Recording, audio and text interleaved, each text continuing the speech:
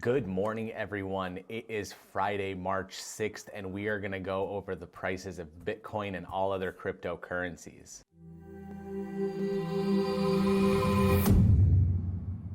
Okay, so all day yesterday, I was super excited because I saw an upward trend in all cryptocurrencies, and I knew there was going to be some good movement today.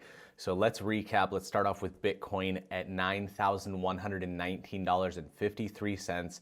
This is up 2.1% from yesterday. We have Ethereum at $235.52. Almost 3% on this one, 2.75%.